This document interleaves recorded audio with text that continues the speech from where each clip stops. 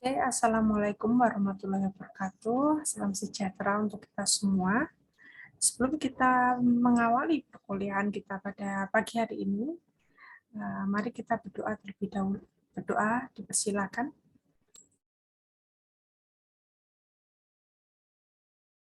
Oke, amin, amin ya rabbal alamin. Semoga materi pada pagi hari ini memberikan pemahaman lebih kepada teman-teman sekalian. Oke, pagi hari ini kita akan membahas tentang lanjutan dari penerapan fungsi kuadrat dalam bisnis. Kemarin kita sudah membahas terkait dengan fungsi penerimaan dan penawaran dengan fungsi kuadrat. Nah, sekarang kita akan membahas terkait dengan penggunaan atau bagaimana sih keseimbangan pasar untuk fungsi kuadrat dan nantinya kaitannya dengan fungsi biaya, penerimaan, dan break-even point-nya. Seperti itu. Sebelum kita masuk ke perkuliahan selanjutnya, materi pembahasan selanjutnya, silakan teman-teman melakukan presensi dan teman-teman melakukan screenshot untuk sebagai bukti teman-teman sudah melihat video penjelasan ini. Oke, ini saya langsung next saja. Ini kemarin sudah kita bahas ya, dan materi ini teman-teman bisa unduh di My Class, sudah saya perbarui. Oke, nah sampai di sini kita akan mulai materi kita. Yang pertama yaitu keseimbangan pasar. Nah, kemarin kita sudah membahas nih, ada keseimbangan pasar di fungsi linear. Tapi keseimbangan pasar ini tidak hanya ada di fungsi linear, namun juga ada di fungsi non-linear yang saat ini kita bahas yaitu fungsi kuadrat. Nah, fungsi permintaan dan penawaran yang kuadratik dapat berupa potongan lingkaran, potongan elips, potongan hiperbola, maupun parabola. Jadi kemarin teman-teman sudah membuat ya grafik, yang mana grafik di fungsi kuadrat itu bukan berbentuk lurus, tapi berbentuk bisa setengah lingkaran, setengah elips, setengah hiperbola, atau parabola. Nah, itulah yang bentuk dari kurva si fungsi kuadrat ini. Nah, untuk keseimbangan pasar sama seperti fungsi linear, ya, yang mana QD sama dengan QS, demand sama dengan supply, seperti itu. Jadi tidak ada perbedaan antara fungsi linear dan fungsi kuadrat untuk penentuan keseimbangan pasarnya. Yang membedakan nanti adalah mungkin bentuk grafiknya. Nah, di sini ya. Kalau kemarin di fungsi linear, mohon maaf ya agak miring, dia adalah lurus seperti ini atau seperti ini. Sedangkan di fungsi kuadrat, dia nanti akan berbentuknya setengah elips atau setengah lingkaran, nah seperti ini. Oke, jadi itu yang membedakan. Nah, untuk keseimbangan pasar di fungsi kuadrat, otomatis tetap sama ya. Kita akan mencari yang namanya si equilibrium ini, atau titik di sini. Yang mana harga itu sama dengan quantity di saat yang sama, keseimbangan pasar. Yang mana di jumlah permintaan nanti akan sama dengan jumlah penawarannya. Kita akan melihat nih, berapa sih harga yang diminta dan yang ditawarkan, dan berapa sih quantity yang diminta dan yang ditawarkan.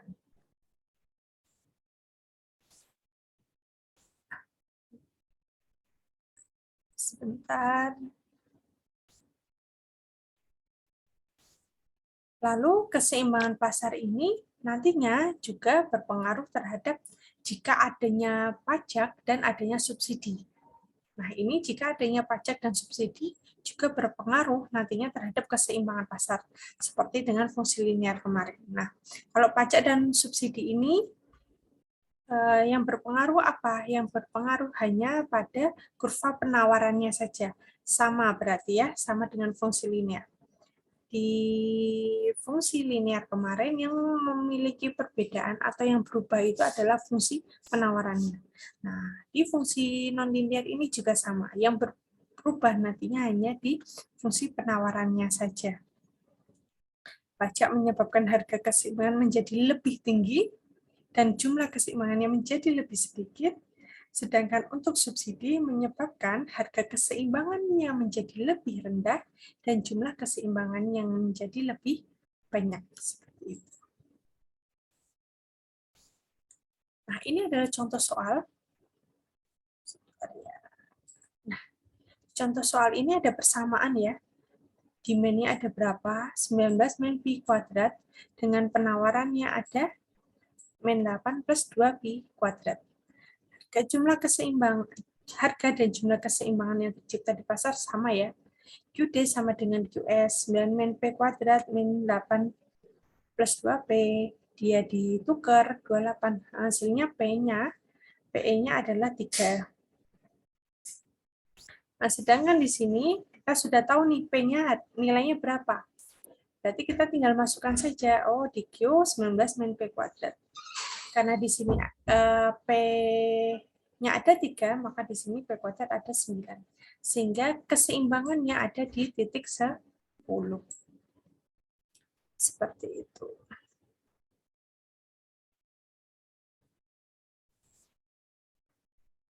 Lanjut lagi, kita sudah punya nih keseimbangan. Nah, nanti bisa teman-teman membuat grafiknya ya secara manual. Sama seperti ini. Nah, sekarang jika setiap barang dikenakan pajak per unit sebesar Rp1, maka persamaannya menjadi seperti apa? Oh, kita masukkan saja, karena yang berpengaruh penawaran, maka yang akan di-adjust atau disesuaikan adalah penawarannya. Min 8 plus 2, P min 1 kuadrat, sehingga hasilnya menjadi min 6, min 4P plus 2P kuadrat. Atau 2P kuadrat, ini ya, tinggal dibalik aja teman, 2P kuadrat min 4P min 6. Sehingga dari sini kita bisa memasukkan untuk nilai keseimbangan yang baru. Oh, ternyata nilai keseimbangan pasar yang baru, dia bentuknya seperti ini, fungsi lagi. Nah, dari fungsi ini, teman-teman nanti bisa menggunakan yang namanya rumus ABC. Nah, rumus ABC itu yang mana? Rumus ABC itu yang I1, 2, sama dengan min B, itu ya. Nanti teman-teman bisa balik lagi ke slide sebelumnya, atau saya tunjukkan lagi ya.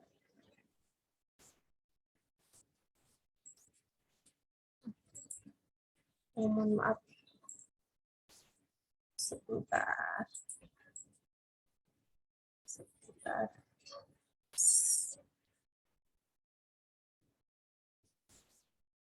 Sebentar.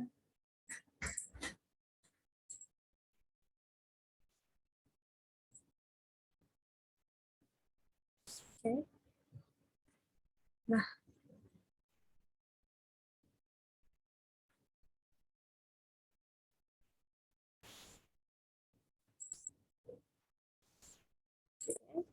nah, teman-teman bisa menggunakan rumus yang ini. Ini adalah rumus ABC. Jadi nanti dari fungsi tersebut, teman-teman bisa menentukan mana X1-nya atau mana X2-nya, atau Q1-nya, Q2-nya. Seperti itu. Saya akan melanjutkan lagi. Nah, jadi kita telah menentukan tadi ya, Q1, Q2-nya, P1 dan P2-nya terkait menggunakan rumus ABC ini. Nah, akan diperoleh 2 nilai nanti. Coba nanti teman-teman buktikan. 3,63 dan negatif 2,3. Nah, karena P2 itu nilainya negatif atau irasional, maka yang kita gunakan ada nilai yang P1. Dari nilai P1 ini kita masukkan, kita sudah punya nih nilai P, ya kan? Kita tinggal mencari nilai Q-nya setelah keseimbangan. Setelah keseimbangan, oh kita masuk ke sini. Kita masuk ke sini ya. Nah, Q sama dengan 19 min P kuadrat. Oke, sama dengan 3,63 kuadrat atau 5,82, sehingga adanya pajak harganya menjadi 3,63 dan kuantitinya menjadi 5,82.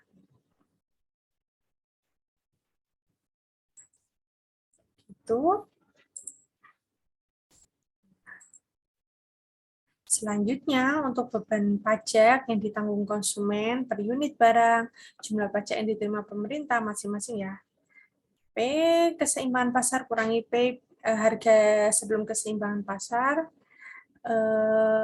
pajak yang ditanggung oleh produsennya, yaitu nilainya adalah T1 dikurangi 0,63, satu ini adalah besaran pajak per unitnya, dan T total adalah Q quantity setelah keseimbangan pasar dikalikan dengan nilai T-nya.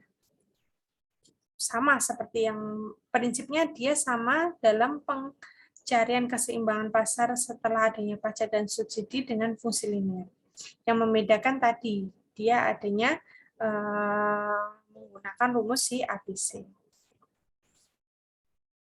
Lanjut lagi kita ke fungsi biaya. Fungsi biaya di sini dibagi menjadi dua, biaya rata-rata dan biaya marginal. Nah, apa itu biaya rata-rata? Biaya yang digunakan untuk menghasilkan tiap unit produk atau keluaran merupakan hasil bagi total biaya total terhadap jumlah keluaran yang dihasilkan.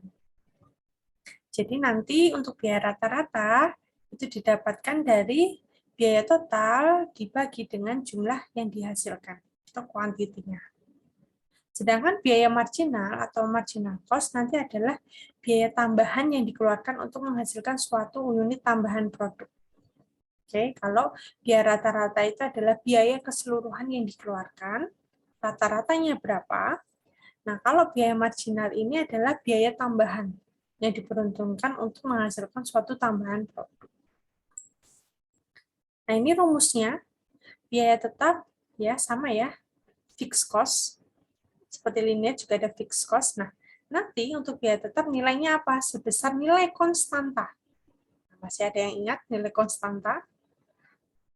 Nah, yang kedua adalah biaya variabel, yang mana biaya variabel ini merupakan F kali Q.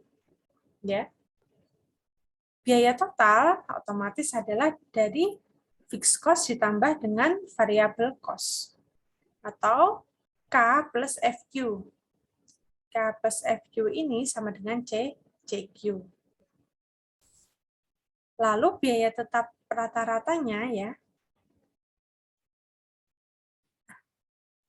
variable cost dibagi dengan kuantitinya, biaya rata-rata didapat dari variable cost dibagi quantity, sama dengan AFC plus AVC, ini ya.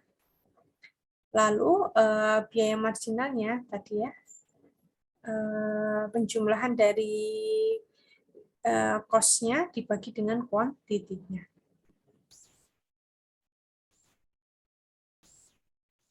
Sekarang kita mulai mencoba untuk membahas soal lagi agar teman-teman bisa memahaminya. Biaya total yang dikeluarkan oleh suatu perusahaan ditunjukkan oleh persamaan ini. Ya. Biaya total ya, C 2Q kuadrat min 24Q plus 102. Yang pertama ditanyakan pada tingkat produksi berapa unit biaya total ini minimum. Jadi dari persamaan ini berapa sih total minimumnya, biaya total minimumnya. Lalu hitunglah besarnya biaya total minimum tersebut. Hitung pula besaran biaya tetap, variabel, biaya rata-rata. Seperti ini. Lalu yang keempat, seandainya kedudukan ini produksi dinaikkan dengan 1 unit, berapa besar biaya marginalnya? Maka kita akan lihat di sini pembahasannya.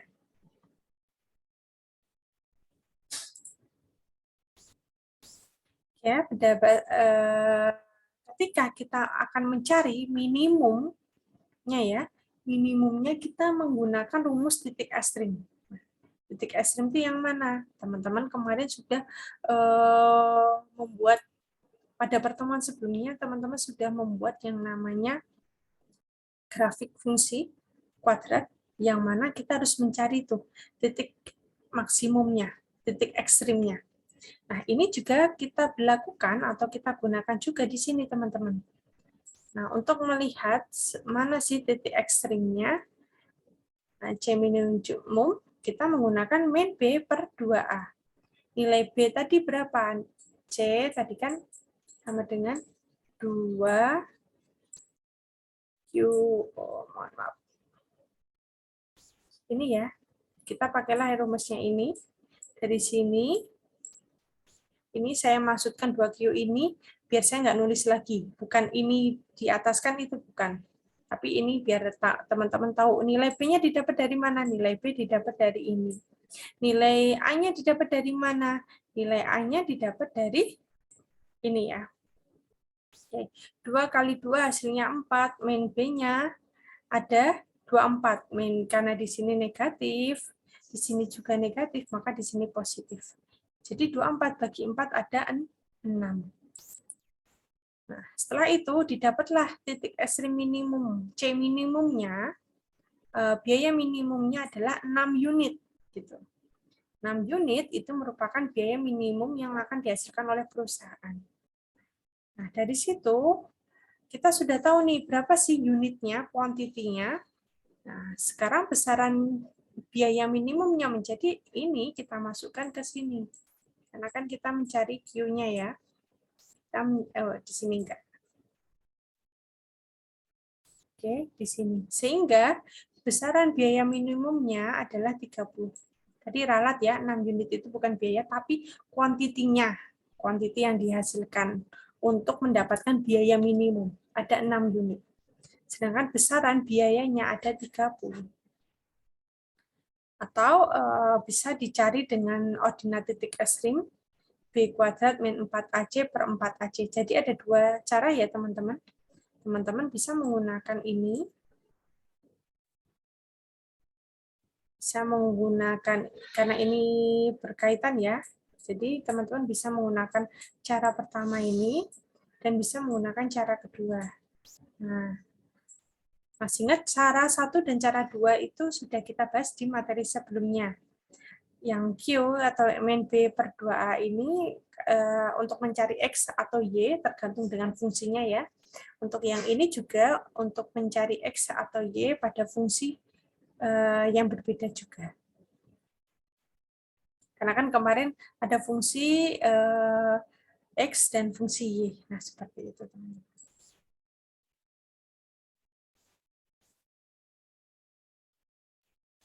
Nah, lanjut lagi. Quantity kita tadi sudah tentukan. Oh, ada 6 unit kan?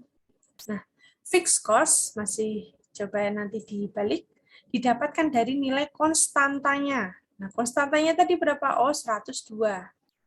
Kita tidak perlu menghitung karena fixed cost adalah biaya tetap, yang mana biaya tetap ini di situ berdasarkan nilai konstanta. Yang perlu kita perhitungkan yaitu dari variabel cost-nya. Sudah dimasukkan semua, didapatlah nilai 72. Ini sudah kita dapatkan fixed cost, variable cost. Nah, yang ini average cost atau biaya rata-rata 30 per 6 bagi dapat 5, ini ya, sudah dapat semua. Nah, ini kita sudah tentukan semua. Nah, jika Q-nya itu 7, kenapa 7? Di soal tadi dibilang jika, bagaimana jika unitnya itu ditambah, kuantitinya ditambah. Yang tadinya dia hanya 6 ditambah dengan 1 unit menjadi 7 unit, maka nilai cost-nya menjadi 32. Yang tadinya itu dia nilainya adalah 30. Oke. Nah, marginal cost-nya menjadi berapa? Karena ada biaya tambahan, teman-teman. Marginal cost itu muncul ketika ada tambahan biaya. Tambahan unit, mohon maaf, tambahan unit yang nantinya akan menambah biaya. Sehingga marginal cost-nya ada 2. Nah, untuk menaikkan produksi dari 6 ke 7 unit, diperlukan biaya tambahan sebesar 2. Nah, begitu teman-teman. Jadi kesimpulannya seperti itu. Lalu lanjut lagi. Fungsi penerimaan ya, sama. Penerimaan itu apa? Penerimaan adalah segala bentuk keuntungan yang diperoleh oleh perusahaan hasil penjualan. Nah, kalau yang non-linear ini pada umumnya berupa persamaan parabola terbuka ke bawah. Bawahnya yang terbuka. Fungsi penerimaan non-linear lazim dihadapi produsen yang beroperasi di pasar monopoli. Contohnya monopoli itu ya dia tidak ada pesaingnya gitu di sini.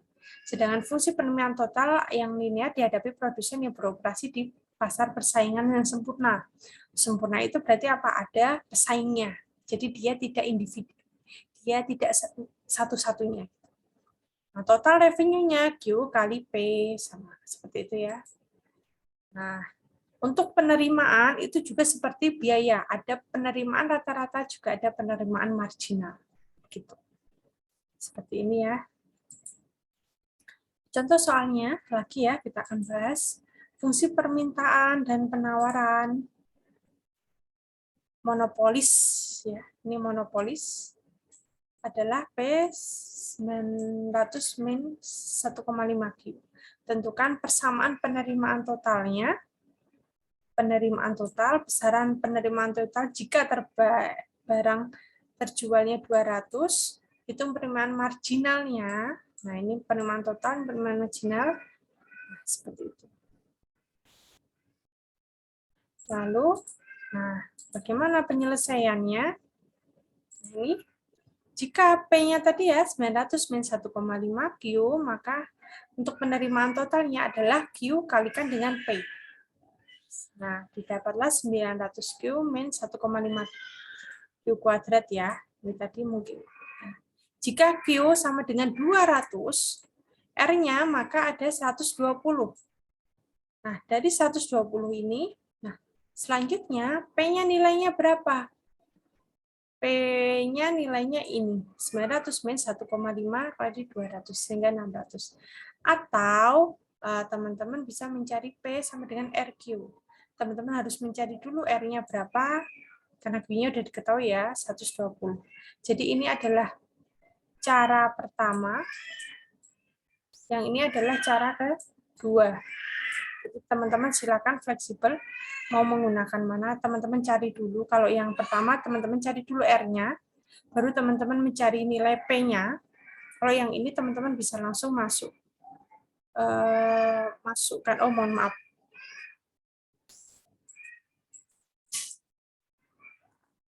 Ini adalah cara pertama, dan ini adalah cara kedua. Cara pertama ini masih ada lanjutannya di sini. Gitu. Sudah ya? Nah, kalau Q-nya 250 seperti apa? Sama caranya ya. Teman-teman bisa menggunakan ini, ada 131, 250. Dari sini sudah didapatkan nih, R-nya 200, R-nya 250. Berarti marginalnya berapa? Ada 225. Untuk mencari nilai maksimumnya, kuantiti maksimumnya ada 300 dan 135.000.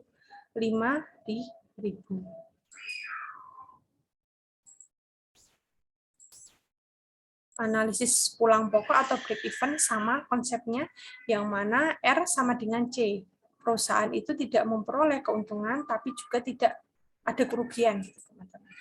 Nah, di sini ya ada Q1, Q2, Q3, Q4. Yang mana di sini yang kita bahas, kita fokuskan yaitu di Q1 dan Q4. Yang mana Q1 dan Q4 ini yang ada di dalam lingkaran ini, setengah lingkaran ini merupakan daerah di mana perusahaan itu mengalami keuntungan. Nah, di sini adalah area yang mana perusahaan itu akan mengalami yang namanya kerugian. Kerugian di sini, keuntungannya di sini. Nah, sini adalah titik di mana perusahaan itu tidak mengalami kerugian dan tidak mengalami keuntungan.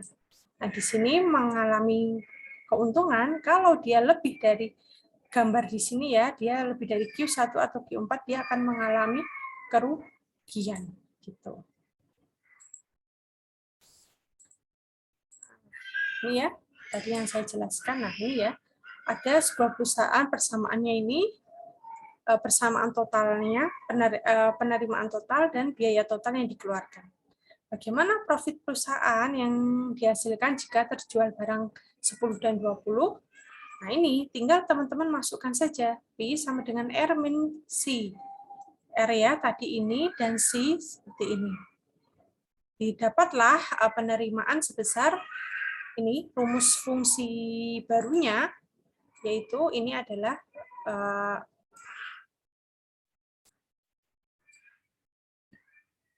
pendapatannya, yang mana R dan C, mohon maaf, profitnya. Dari sini langsung dimasukkan untuk berapa sih Q10 dan berapa sih Q untuk 20. Jadi tinggal dimasukkan.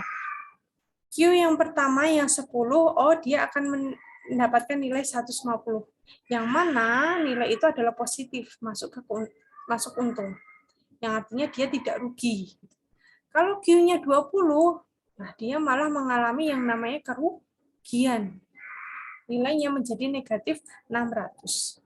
Jadi belum tentu ya teman-teman di sini Q-nya kecil, di sini Q-nya besar, Q kecil ini menghasilkan nilai lebih rendah atau dia mengalami rugi, atau di sini yang besar itu dia yang mengalami keuntungan. Itu nanti dibuktikan dengan dia dimasukkan ke dalam fungsi itu sendiri. Itu teman-teman.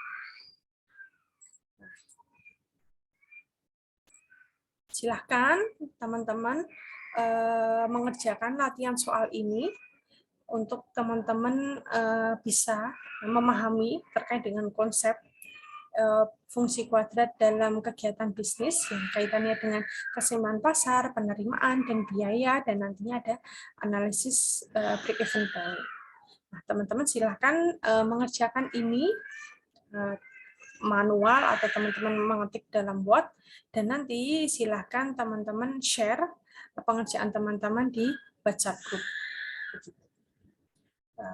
Begitu dari saya, silahkan teman-teman memahami materi ini, dan nanti jika ada yang ditanyakan, saya persilahkan teman-teman untuk menuliskannya di WhatsApp group. Begitu teman-teman. Mungkin itu saja dari saya. Terima kasih teman-teman atas perhatiannya. Semoga materi ini dapat bermanfaat bagi teman-teman. Cukup dari saya. Wabillahi taufiq wal hidayah. Wassalamualaikum warahmatullahi wabarakatuh.